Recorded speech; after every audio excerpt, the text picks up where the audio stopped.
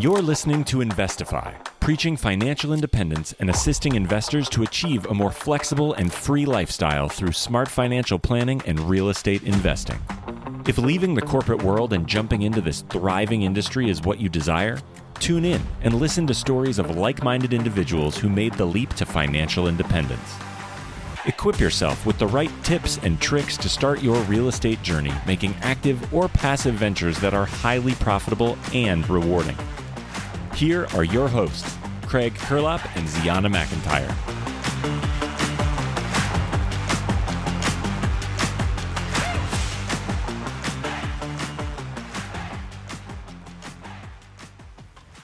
What's going on, everybody? You are listening to Investify. My name is Craig Kurlop, aka the Fi Guy, and I'm here with my co-host Ziana McIntyre, aka Z Money. Z, how you doing today? Dude, I just got some Invisalign, so if people are hearing me sound different, I apologize. It's going to be like this for a couple weeks. Yeah, it's so weird having something in your mouth. It's like, that's what's happening over here. Yeah, you sound like a rabbit. I feel like a horse. Yeah, there's just a lot happening. You sound like a rabbit. You feel like a horse. What are you? I don't know anymore, Craig. I guess you're a human trying to get straighter teeth or whiter teeth. What does Invisalign do? Is it straighter teeth and whiter teeth? It's kind of amazing. You know, I'm still trying to get a TV show, Craig. I don't know if you know this about me, but that's one of my my reach goals, my stretch goals, and so I got to get myself ready. I'm preparing. Yeah, you do. You have to change your. Yeah, oh, okay. Got to get my teeth right. Getting and you got to get your Instagram handle right back to Z Money. It's not going to happen, Craig. It's not going to happen. We have a really inspiring guest today, and I think it's super cool because she is someone who is achieving financial freedom without going to college. So off the bat, she's saving herself like $200,000. Is that what it costs now for 4 years? Probably. So it costs for 1 year. Yeah, so she's really young. She's only 24 and started her journey at 17. So really, really excited for you guys to listen. She dropped some great bombs towards the end, so definitely listen all the way through. Anything else you want to add about it, Craig? Yeah, I just think it's amazing that she has somehow, everyone talks about flipping being an active business. She has figured a way to make flipping a very passive business. And so definitely listen all the way to the end, because that's when she gets really into kind of the nuts and bolts and how to make a profitable flipping business even in these higher interest rate environments and making it passive, like pretty passive. So again, great episode, great show, a lot of inspiration, especially if you're young, getting out there and getting after it. And so let's bring her on the show. Dominique Gunderson, welcome to the show, my friend. How are you doing today? I'm doing great. Thank you guys so much for having me on. I'm super stoked to talk financial freedom with you guys and everything in that realm. Yeah, well, we're super excited to have you on, and I am super disappointed that we somehow missed each other at BPCon. Z, did you get to talk to Dom at all at BPCon? I don't know. Did we, Dom? Tell me that we didn't, because I just talked to so many freaking people. I was like, what is happening? It was intense. Seriously, it was a crazy event, but awesome, amazing. Just so many people. But yeah, I don't think I got to run into you guys. Dang, man. Talk about an unlucky BPCon. Well, that's why BPCon is so great, because there's so many people there. But we'll talk about BPCon later. I want to hear about you, Dom. So why don't you tell us where it all started off and how you first heard about financial independence? Absolutely. So I started getting interested in real estate when I was in high school. My family did not really have a real estate background. You know, my parents weren't in real estate. I never grew up in even a house that, you know, my family had owned or anything. So when I was about 15, this was around 2012, 2013 time in the market. So the market had kind of crashed and prices were low, and my mom was ready to buy her first property. She could finally get into something. And so that whole process of watching her purchase the property she ended up purchasing was like a short sale, which was super common at the time. And so it was kind of a fixer-upper and a discounted price. And so watching that whole process is really what initially sparked my interest in real estate, and not just real estate, but renovating properties, adding value to an already crazy priced asset, the biggest thing you're ever gonna own. And so that whole process sparked my interest, and I kind of knew as soon as I graduated high school, that is the direction I wanted to get into. So I'm amazed that it was a short sale that got you in, because what I've heard of short sales, and P.S. I've never bought one, so maybe I just don't know, but I've heard that they are multi-month, like super intense, and they don't always work out, and just this like really complicated thing. So can you tell us a little bit about how it was for your mom? Yeah, it sounds just about how you described. I think her process took like over a year until we actually closed on the property. So it was an extremely long process. It was a great price. The asset has like over doubled in value, over, I don't know, maybe a 7 to 10 year span. We started seeing those prices just hike up so high that she had, double the equity. So, an amazing investment, but yeah, absolutely. Such a pain going through all the red tape with the bank and the offers and the back and forth. But it sparked my interest for sure. It was just the first thing I had ever seen within the real estate realm. Do you know if your mom or you or anybody was like a little scared? Because in like 2011, 2012, real estate was kind of this asset class that was like, ooh, I don't want to touch that. It's going to crash or whatever. It was so close to the big crash.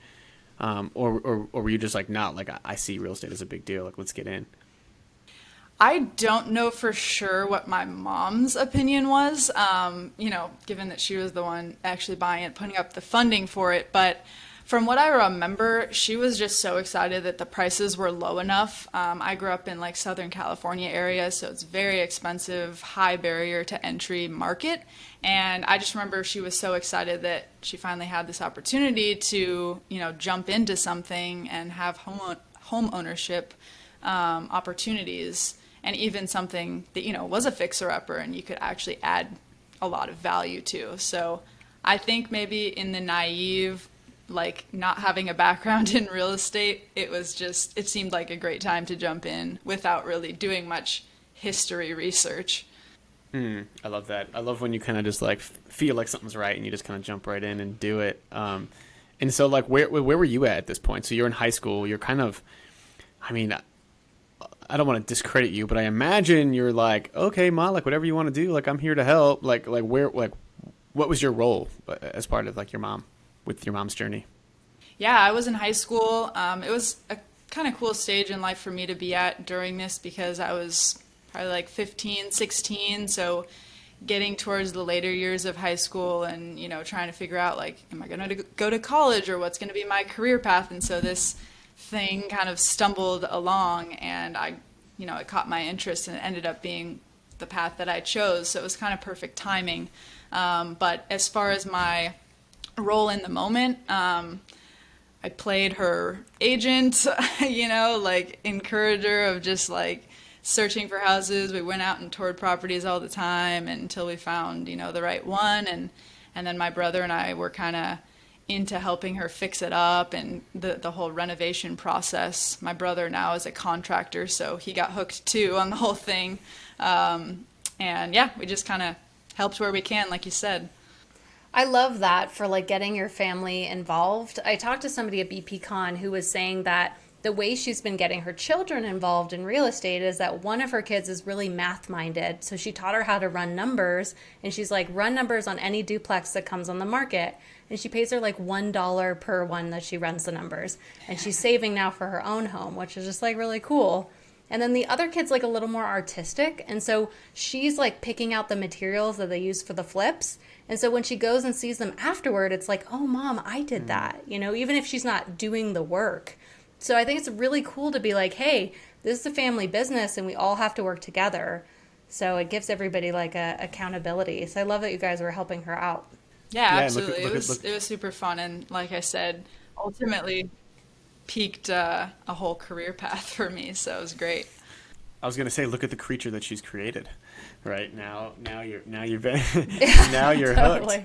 hooked. And so why don't we get into, the genesis of your real estate investing comes in high school, which I think is amazing. I think a lot of people wish they like learned about real estate in high school. I saw a funny Instagram post the other day where it was like, people like I'm so mad that I was in high school in 2009 when I could have been buying real estate, right? Because I think I'm at least a little older than you. So like, that's when I was in high school. It was like 08, 09.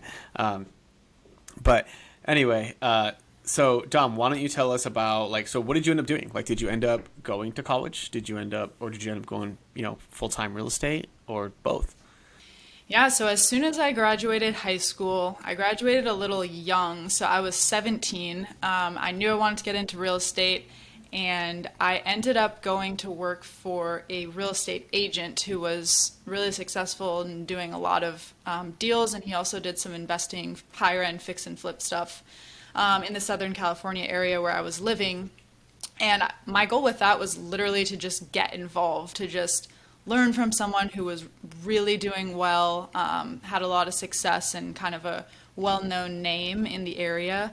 And I just wanted to learn the basics of real estate, about contracts and sales and talking to people and all of that. So I thought I would probably join his team as an agent once I turned 18 and could get my license, which I did. But until then, I just kind of worked in his office, shadowed under him, got to sit in on all the sales meetings, work with the other agents, and just learn as much as I could for that first about year until I turned 18, and then got my license and kind of just jumped in that way. Yeah, so I just want to highlight that if you're young getting into this field, it's such a great idea to work for an agent, work for an investor, work for commercial, like somebody who's doing this stuff, because you can learn a ton and it's like a built-in mentor, and usually you can get paid doing it. So I think that's just like a really smart route to go, because I think a lot of people are just like wanting someone to basically adopt them and take over their life. That's not going to happen, right? But can you put yourself close to someone who's already in that stream of doing what you want to do? So yeah, awesome. I got a quick question for you, Dom. How did you find this real estate agent, and what made him decide to hire you, a 17-year-old out of high school with, no experience or anything like that, to join the team? Like, how were you so convincing? It's a great question, and I'm not sure I know how exactly, because it does sound crazy. But I literally just reached out to him. I just knew his name. I knew he was a big agent, that I thought would be great to work for, and kind of like the mentality of might as well learn from the best. So I just reached out to him, and I think sometimes people appreciate like being recognized and just knowing that, there's someone that you recognize their name and you see them as a top player, and you're asking to not only learn from them, but also add value to them. And so I just sent him an email, and he responded and was open to talking to me, and we had an interview, and it went really well, and just kind of snowballed from there. Great. That's amazing. Awesome. And so it sounds like you started off as a real estate agent, right? And I know you kind of I guess, how did that go for you? Where like when you turned 18 and you started doing some lead generation and started helping people buy and sell homes, did you like that, or where were you at there? Personally, I kind of knew from day one that being an agent was not what I wanted to do. I always had my eyes focused on the investment side since I was, 15, and saw that whole short sale process. So I just thought that would be a good way to kind of jump in and really just learn the basics, because I also felt like I didn't know much. I was 17 and I had no experience and didn't have family or anyone to kind of just mentor and ask all these questions. So I was more so just looking to get some experience and knowledge out of it. Ziona, like you said, it was kind of like getting paid to go to college with exactly what I wanted to learn. Like, you can kind of help somebody out with their business, and they can shadow you along the way, and you can even get paid to do it. So for me, it was just a win-win, just to learn. And I really had no intention of being an agent. So I only was there for a little while. I did get my license once I turned 18, but then I moved on and went more into the investing world. All right, Dom. So at what point are you making the switch from agent to investor? Like, how long were you an agent for? What age were you? What year was this when you decided, you know what, like, I don't want to be in buying and selling real estate. I want to actually own real estate myself and build wealth that way? I worked with the agent for my first almost 2 years out of high school, and I was probably only in actual licensed agent for about half of that time. So I did that for a couple of years, kind of got my feet wet, like I said, just learned a lot. And then I made the switch into the investing realm, which for me started with wholesaling real estate. Okay, and so why did you get into wholesaling? Why was that your thing? Right? To be honest, I didn't have a lot of information when I started about what it was. I mean, I knew the basics, but I didn't actually even know that it would be as successful for me as it was.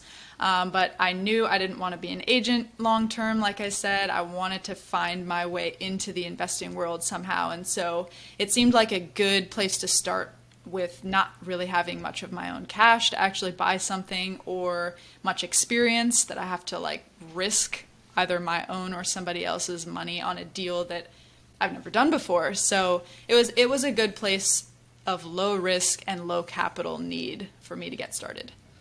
So a lot of people start through wholesaling, and I think it's a really hard avenue. So what kind of ways worked for you? Basically, when people are lead genning, they might be cold calling, they might be door knocking. You know, there's other ways to like network with people online. What ended up working out for you? So one thing that was really cool that I got a chance to be a part of was I joined a small group of people that were wholesaling. It was like being on a real estate agent team where everybody's kind of doing their own thing, doing their own deals, but you're surrounded by people doing it. So that was the first thing that really helped me, is just being surrounded by other people who were doing this, that I could pick their brains, I could see what was working and what wasn't, JV on deals with these people. So that was definitely one thing that helped jumpstart and allowed me to do a lot of deals in a shorter time than if I just started and jumped into it on my own without any idea what I was doing. But to answer your question more specifically, I think it was a good amount of business came from the relationships that I built. So I built a lot of good relationships with agents who would send me deals, or my investors, my own investors.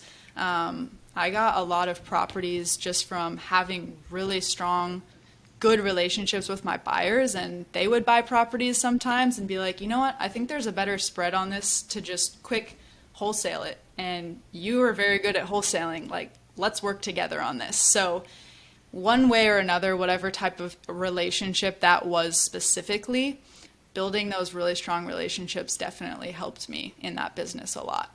I love that. Awesome. So real estate is just such a relationship business. And like the more you can get around people in real estate, I think the more successful you'll be. I've got a question for you about that program that you joined, or that mastermind, or whatever it was. How much did you pay for that program? If you don't remember exactly, but just roughly. So it wasn't a paid thing to get into. It was more similar to like being on a team of realtors, where like you pay a percentage of your fees to, it's not really a brokerage, but a similar type of idea, like a realtor paying a commission to the broker as, to join a team that kind of has like a name, out there and helps you with some advertising and marketing and stuff like that. So no upfront costs, but just as you go. Okay, gotcha. And were you doing this in Southern California? Yes. Okay, so wholesaling is accessible and available even in the expensive markets of Southern California. It's not just the crazy cheap markets. Sometimes the cheaper markets can be more accessible or like easier to find a deal quickly, but there definitely still is opportunity in the higher end markets, and the reward is usually higher as well, because you're dealing with, not very high end, sometimes very high end, but higher end properties that you can make a little bit larger fees on. So it sounds like you told us this before we got on the show, but it sounds like you're doing flipping now. And so what was the transition for you from wholesaling to flipping, and are you still kind of wholesaling a bit? Yeah, the transition for me was, again, just kind of slowly stepping my way through different avenues of real estate, but from the start, still having my mindset on me being the actual owner, investor of properties, and being an investor full time. So I was kind of from agent to wholesaling and then into flipping. And, who knows, maybe that looks like buying and holding more and more as I continue. But just walking through the different avenues as I went and got more experience. And I just kind of got to that point with wholesaling where I did a little over 40 deals in like a year and a half, and just felt like I had a lot of deal experience at that point. I knew pretty much a lot that there was to know about buying a property on the acquisition side and everything. And I got to mentor and be under all these buyers that I was selling properties to. So I got to learn a lot about the rehab budgets and all of that. And I just felt like I was ready to branch out and take my next step closer to me investing in properties. I think this is just such a, I've never heard this journey before, but I feel like I'm saying the word journey a lot today. I need to stop saying that word. But I feel like I've never heard it this way before of you start off as a real estate agent, right? Really, you never own any real estate in that entire process, right? You're just helping people own real estate. And then you become a wholesaler where you own the property for like a second, and you quickly double close it, or you assign it, whatever it is. And now you're at the point of flipping properties where you own them for a few months, right? So like it feels like the length of you owning the property just gets longer and longer with each cycle of real estate investing you're doing. And I just think it's kind of cool. I just wanted to point that out. And so, and I imagine that each one of these things as well has built on the other, right? So become a real estate agent makes you comfortable with doing just traditional deals, right? Wholesaling is the next step up. You got to get creative. You got to get, how are you finding deals? There's methods to like getting good deals because you need to make that spread. Now, instead of giving those good deals to somebody else, you can take those deals yourself as a flipper. You're using these same things and they're building on each other to progress you in your career. So I'm excited to hear about what your flipping stuff is doing now.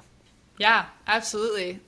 Exactly what you said. It's like just keep stepping through the journey and getting kind of closer and closer and closer and building on your skills to ultimately reach, different levels of financial freedom. But for me, what that looked like is switching markets. So I no longer bought in California. I started going out of state to get cheaper, better, more accessible deals. I just kind of switched from quick wholesale the contract to actually holding the asset, doing the renovation, flipping it, a little bit longer hold time. So I do the flipping now in New Orleans, Louisiana. Well, dang, that just answered my question. I was going to ask you, since your brother is in construction, do you guys do it together? But I imagine your brother's not in New Orleans, so you had to build a team out there? Yeah, absolutely. That was one thing we always talked about, growing up, is, someday we'll do this together. But yeah, definitely threw a bit of a wrench in that when I decided to go out of state. So he still lives in California and all the properties are in New Orleans. So I did have to build up a team, a systems, operations, everything kind of from scratch when I completely shifted markets. Okay, before I really want to get into how you built your team, but before that, how did you pick New Orleans? That's not a market I hear a lot of people talking about, and there's so many markets out there, right? And you probably had so many at your disposal, and you could have picked any one. So what did you like about New Orleans other than the fact that it's underwater? It's a good question. So one thing I would say for me, and I would give this as advice to anybody who's looking to pick an out-of-state market, it was probably the biggest key is having somebody that I knew and could trust on the ground to start with. Whether they were going to be on my team and work with me or not, just somebody that I knew that could literally just tell me about the area, tell me about the neighborhoods, where to avoid, and what was up and coming, and their experience from living there, and having local neighbors and friends and contacts, and just something that already kind of jumpstarts the process. So my dad lives here in New Orleans, and that was probably the closest, most trusted person I knew that lived in an out-of-state market. And so it was honestly the first place that I thought to even look and seriously consider jumping into. I think that is just Awesome. so key and so important, right?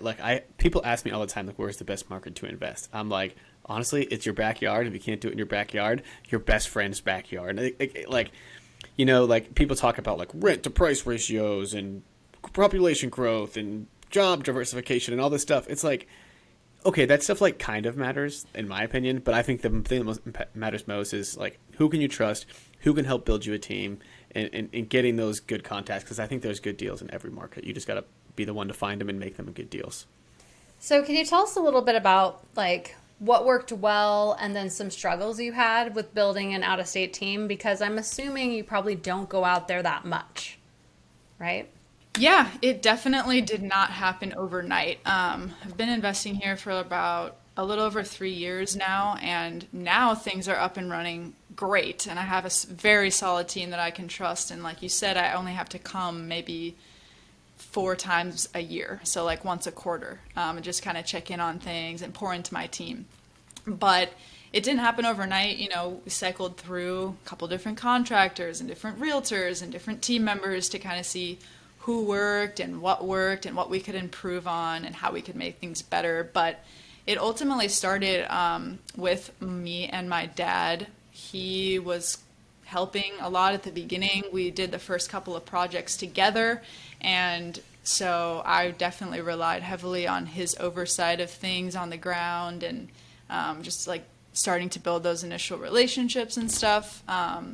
We did a couple of projects, and then ultimately he kind of went more into like buying rentals type of space, and I went more into higher volume flipping. But that definitely jump started the whole process, and the team has evolved a lot since then. I don't think we have any person the same as back when we first started as we do now. So it's just been trial and error, trying different people and plugging in to fill the gaps where things were missing or not quite as efficient as they could have been. So it sounds like your dad is an integral part of your team. Is he a partner with you? Do you guys split profits? Or is he just doing you a good one by being your dad and all that? For the first couple deals, we did work on them together, and we did split the profits. But now, no, he doesn't have involvement. Like I said, he kind of does his own thing down here with some rental properties, but I just have my own team now that's been built out to kind of oversee everything on the ground. Okay, I've got more questions about your flipping business. She kicked him out. She kicked him out. Kicked him out. Dad, Gave see him the ya. boot. Don't need you anymore. Yeah. But Z, do you not think I know what time? Do you know what time it is? It is. The for real deal. This is the first deal you do, whether it's intentional or not intentional, and we want to hear all about it. So, Dom, why don't you tell us about this first flip that you did in New Orleans? Tell us the price, tell us how you found it, how you built your team, all that good stuff, and we'll get into the details. Definitely. The first deal is always fun to dig into because people say it all the time. It's usually your worst deal, but you're so glad you did it because it was your first deal and it got you to the second and third and all of the following ones. So I can say that's for sure my experience. It's probably one of the worst deals I've done as far as the flips go, but it overcame so many obstacles and like learning curves. So it was great for that. But it was a property, I bought it right off the MLS. It had been sitting for probably like 3 months by the time they accepted our offer. So the seller was ready to take price cuts and just kind of getting desperate. So we ended up getting it a decent amount under list price, but we paid $51,000 for it. It was a single family, 2-bed, 1-bath home, a little under 1,000 square feet. And the property needed everything as far as the rehab went. So what we ended up doing, my dad and I, when we started out and we were investing together, which was on this first deal, I was fronting the money for the property. So I had saved a bunch from the wholesale deals I was doing and paid cash for both the property and the renovation. So I kind of funded everything and just did some of the oversight as far as like designing it and finding the deal and managing things and stuff like that. But he was here on the ground, so he did a lot of the hands-on stuff and actually ended up doing almost all of the renovation as well, a lot of that hands-on stuff as well. So we had a contractor who was doing maybe half of the work, and then my dad jumped in and did a bunch of the stuff too. So we kind of worked on it together in that sense, and then at the end we split the profits. Hey guys, I'm just going to pop in here for our midway ad. All right, guys, we're going to take a small break from the show and talk about becoming a real estate agent. So that's where Dominique got her start, and Craig and I are both real estate agents. And I think it's a great way to get you into real estate investing. You learn a lot about markets and sometimes see deals before anybody else. And so if it's something that you're thinking about doing, I recommend Kaplan. Kaplan is where I got my start and my education online. And so we have a deal with them that if you go to Kaplan and you use our code INVEST and the number 2, it'll give you a discount towards your real estate education. Now back to the show. All right, Dominic, so let's continue with your first deal. Where'd you leave us off? Yes, so the deal was a fix and flip with me and my dad working on it, and we were going to split the profits. So we ended up finishing the renovation. The purchase price was $51,000. By the time we were done, we were all into the deal for somewhere around $92,000, $93,000, right in the mid 90s. And we ended up selling it for $115,000. Awesome. Yeah, so that's a little tight, especially when you're thinking about holding costs and all of that stuff, right?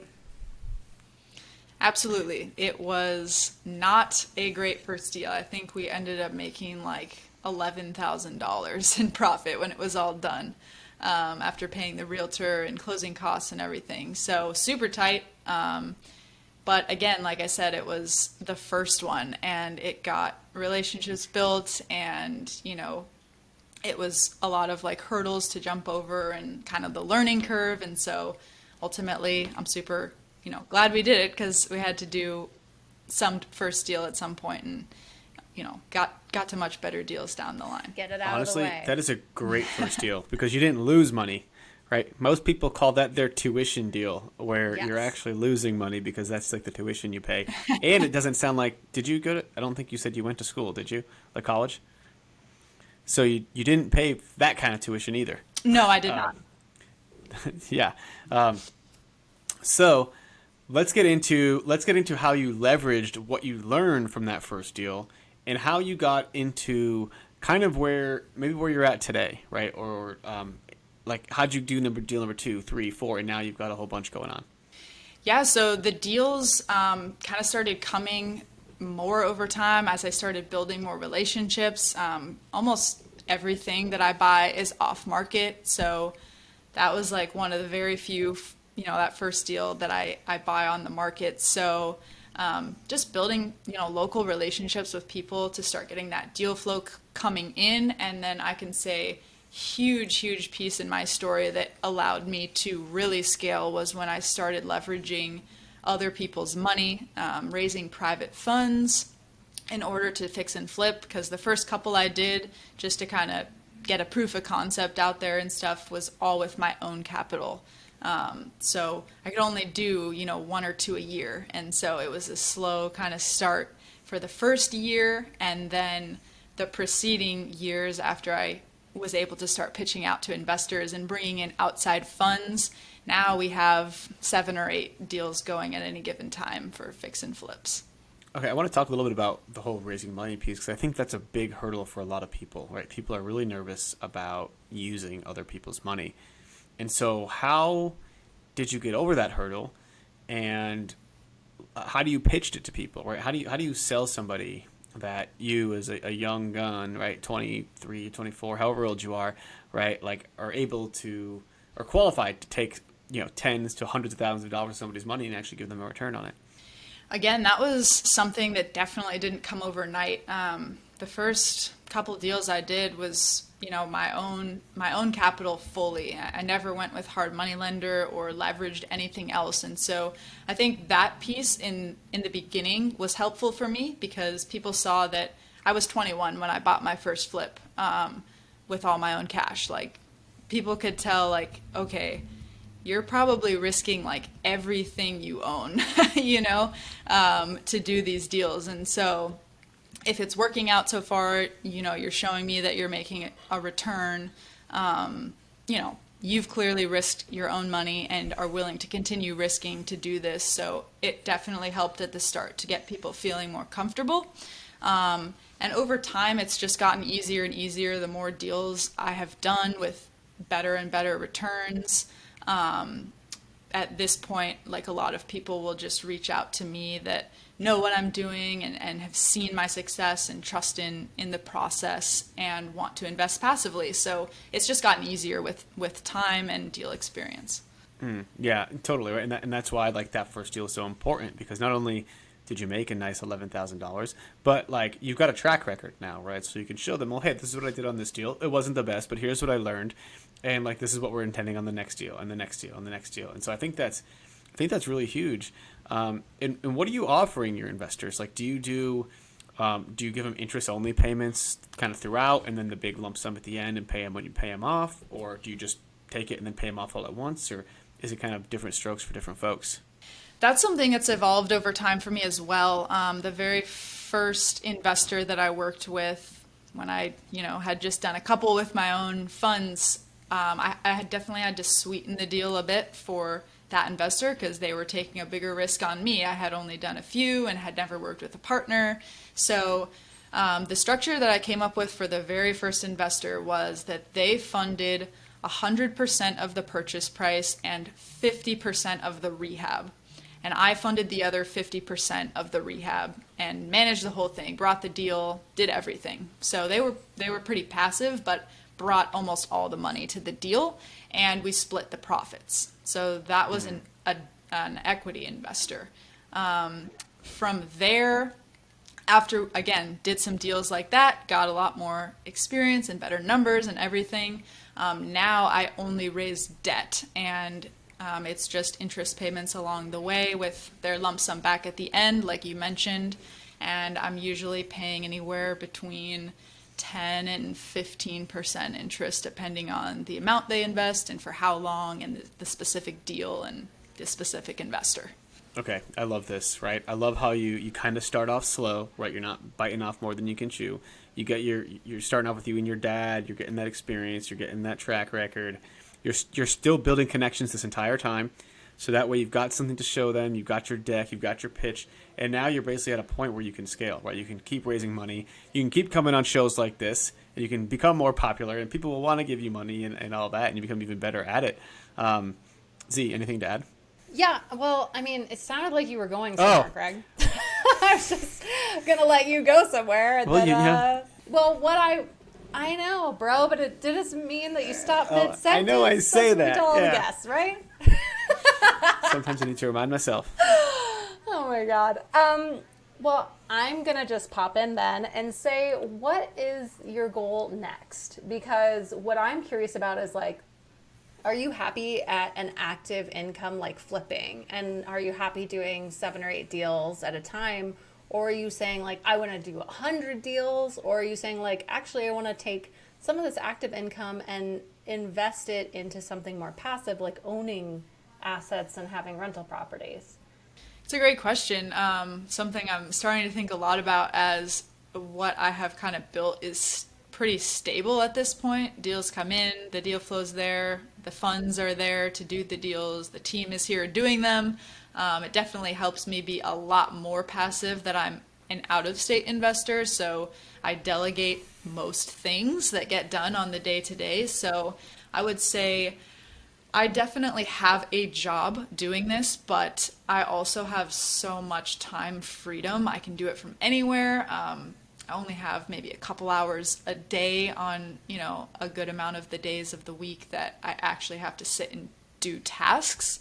So a lot of stuff has gotten automated and delegated over time to where I'm not just grinding on my properties, day in and day out. But I definitely have goals to start becoming even more passive. Super happy with the flipping and the way it's going right now.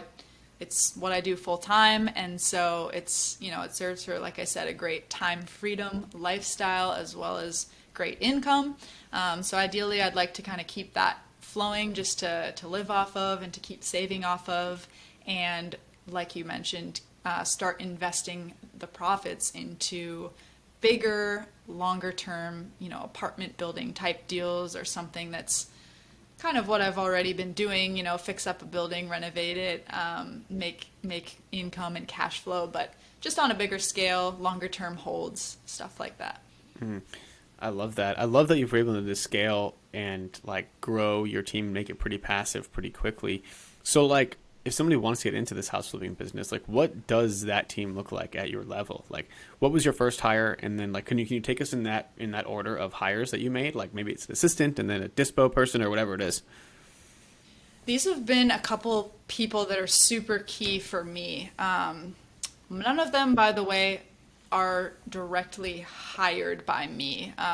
It's mostly like they have their own kind of business running and they work directly with me, or they're 1099 or something like that. So you don't necessarily have to spend like tons of money on salaries and to grow a team right away. You can kind of grow it slowly over time. But I have a real estate agent on the ground that handles everything from the day the project gets done with a renovation through the resale. So I am very hands-off on that process. I don't really know who's going to the house or how many times it's getting showed. She sifts through and looks at all the offers we get coming in, showing requests, and once we're even in escrow, manages everything from like the paperwork that needs to be done, following up to make sure the buyer and the lender and everyone's in line, and kind of babysitting the transaction. So I'm super hands-off. She handles that entire process. The contractor I have on the ground here, he manages all of our renovations. So everything's under one person. He is the head of the renovation, and then he has his own teams and crews that are on each job site each day, and he shuffles them around depending on what we have going on at each job site and where needs more guys or less depending on the schedules. So that one head guy is the main one that I converse with and pay and deal with on the day-to-day, FaceTime and all kinds of things to keep in touch long distance. And then the third person that's super key for me is my, just call him boots on the ground guy, project manager kind of guy. He handles everything for me that I physically can't be here for. So whether it's taking appointments or looking at houses or making deliveries or meeting a city official for a permit, whatever it is, he is like the task guy that I task with all day-to-day operation stuff. Wow, it sounds like you've got a really smooth operation. So it's great that you were able to find great people down there. My question is about like the changing of the market. Like how do you protect yourself now as interest rates go up? It seems like a lot of people are leaving flipping behind. Yeah, it's definitely something to pay attention to and a concern that's been on my mind. And I've changed strategies just a little bit to try to hedge that. So down in the New Orleans market, it's a pretty entry-level market, I'd say. In general, you're dealing with a lot of first-time home buyers, just lower-level price properties compared to the entire country. So, but there's definitely still some higher end markets. And so before, I'd say, let's just say pre-2022, before we started seeing some of these signs coming up of a potential market downfall, I was open to any deal. Just as long as the spread was good and the numbers looked good, I could make the renovation work, I would buy it. Now I'm working in a very specific niche price point. So I'm only buying deals that have a resale value of under $200,000, which is like the bare minimum kind of entry level price point in this market. And I'm trying to use that as a hedge against a market downturn because one, the lower the price point, the less it's affected by a downturn, not only in dollar figures, but you start seeing people that are now stepping down a price tier because they're getting pushed out of, that price point they were originally looking in. Or you're still just seeing anyone who wants to enter the market for the first time, this is where they have to be. And so there always is the most amount of buyer competition in that price point. So I just found what that is, what area that is, and what price that is for my market. And that is all I'm buying right now for flips. Mm. So, dude, use your smart cookie. You're a real smart. Real cookie. smart. She is. I mean, for her age, I'm blown away. I'm about to extract a little bit more knowledge from her right here. Dom, what do you? It sounds like you've got a bunch of systems in place. When you're doing your flips, like, do you order like the same? Like, you got a spreadsheet basically where it's like, okay, like, order this LVP. We want this color paint. We got these cabinets, all that. Or is there some like creativity that you also kind of loop in with that? It's a little bit of both. I do have a spreadsheet with links to Home Depot and Lowe's pages for all the basics that I need, doors, windows, whatever, on every flip.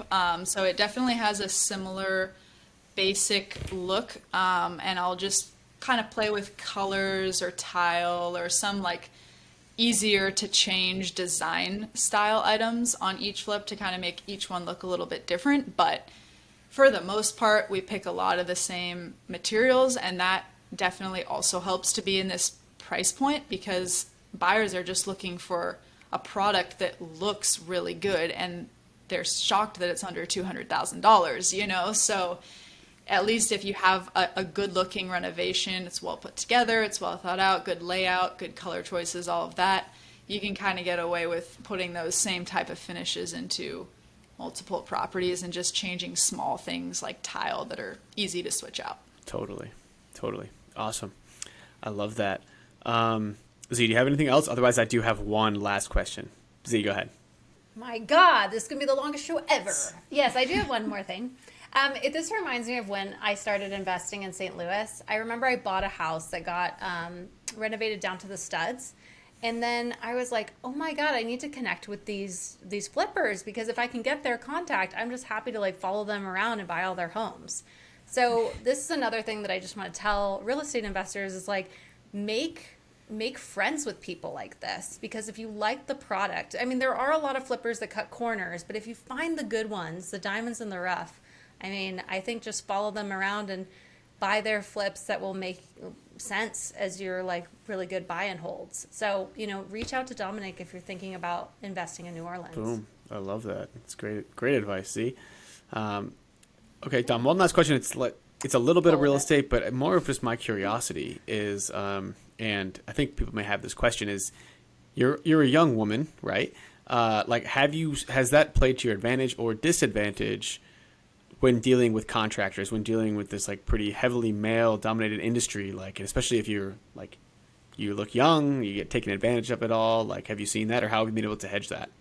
Yeah, it's a really good question. Something I get asked a lot. I am 24 right now, and so that's better than when I started. I was only 17, you know, so definitely a huge battle I faced.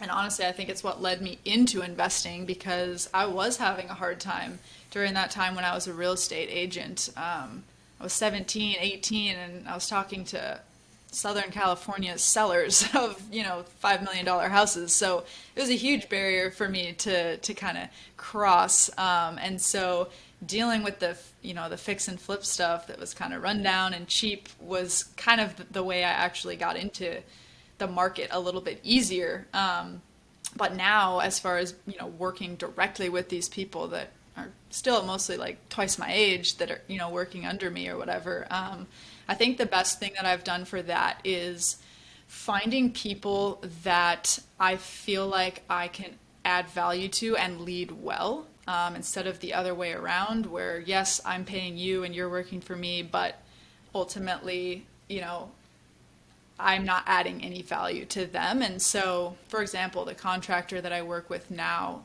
when we first got connected, he was at a stage in his business where he was doing like a kitchen for somebody or a roofing job or something like that. And he really wanted to start managing entire house renovations. And so when I brought that to him and we did the first deal together, like that's exactly what he was trying to get into. And he wanted to not just manage one full renovation, he wanted to manage multiple. And so that was something that his current clients weren't providing him, that I could add that value to him and we could kind of build each other up and grow together. And so we provided each other value, and that I think helped just form that relationship from the start that was a two-way street instead of just going after the most sought after and well-known, you know, contractor that didn't need me at all. And, much better chance to just get taken advantage of.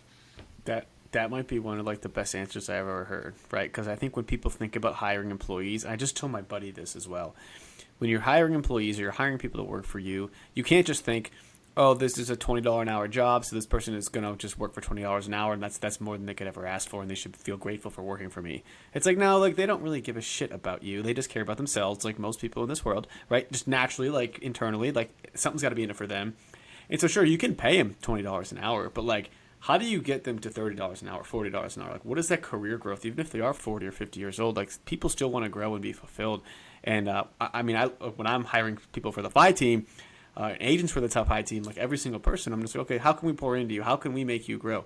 How can you grow in this position so that one, like churn is really expensive, right? Like having to let people go and come back. But I think that sense of fulfillment and seeing how you can add value is just such a great answer. So I love that. Well, I think we need to go into the final part of our show, even though I feel like I still have more questions coming out, but that's okay. We're gonna settle down here. But before we make the transition, do you have any final words of wisdom for our listeners? Yeah, if I can give any sort of encouragement to people that are looking to get started and start that journey to financial independence, I would say, we talked about this earlier in the show, and Ziona, you mentioned it, but it's such a great opportunity to just get started somewhere under somebody or working alongside or mentoring with somebody that's in the field, that's doing what you want to do. Like, find somebody, and if you can find a way that you can add value to those people that are doing what you want to do, I think a good amount of the people will take that value that you're going to add and also pour back into you. And so that's just been the biggest way I've learned and gotten experience and gotten started. And I just encourage people to find someone out there, someone that you can add value to, and they'll pour back into you, and it's going to jumpstart your journey. That's great advice. All right, Craig, are you For ready? The final four. All right, Dominique, what are you reading right now or listening to? Because you're young and maybe you don't read books. Maybe she doesn't know how to read yet. You know, Shut up. I really do need to carve out more time to read more books. I'll admit I'm not great at that. That's right. One book I will say, I've recommended this book a lot, and it just absolutely changed the path of my career. It's a book called Raising Private Capital by Matt Faircloth. Very, very good in just detailing and explaining not the process even of how to do it, but just getting you in the mindset of what leveraging other people's funds can do for you and your business. And I read that book, and a couple months later, I brought in my first investor, and I've brought in like 10 others since then, and it's just absolutely changed my business. So, And that book can be found at the Bigger Pockets bookstore. Go get it. Great. All right, Dom, second question. What is the best piece of advice you've ever received? That's a good question. I would say it's can be applied to life, but I've applied it to business many times too. A mentor of mine told me this when I was like 16, and so it stuck with me. He told me that there's two really important decisions to make in your life.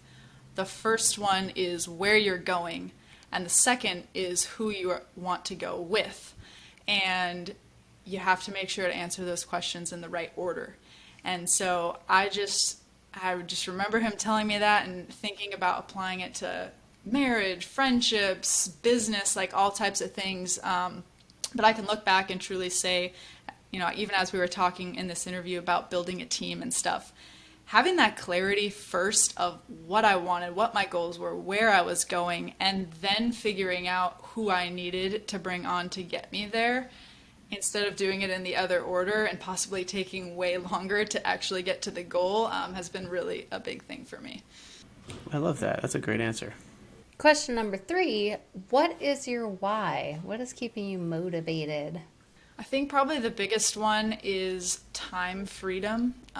Just being super young already and not feeling like ever in my life I'll have to commit to a 9 to 5, or be, told how many vacation days I can have per year and stuff. I think just that full time freedom and schedule freedom to be wherever I want to be, do what I want to do is definitely keeps me very motivated to just grow even more passive in the real estate world.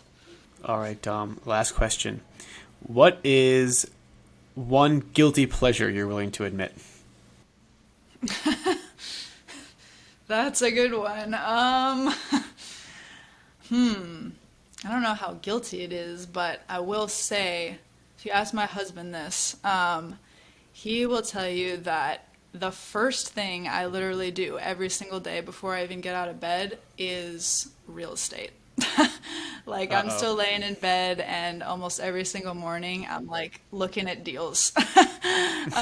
So I can say I'm definitely addicted. You got to keep your phone outside the bedroom. I love it. No technology in the bedroom. That's one of our rules. I know, right? Yeah. Haven't gotten there yet. Haven't gotten there yet. Yeah. Awesome. Z, what's a guilty pleasure you have? The Kardashians. Love them. Z, you literally just went down like 3 notches Okay. on my... I gotta defend this answer. No, I gotta defend this answer. They freaking built like a empire. It's impressive. You know, based off of a sex tape, they built like billions. They're worth billions with the B. And it's just like, you know, all kinds of like websites and makeup and clothing lines. And I mean, it's insanity. So a lot of people have one little spark of 15 minutes of fame and flame out. I think they are like a case study. I think it's amazing. So shut up, Craig. I'm still not buying it. Yeah. Okay. Well, where can people find out more about you?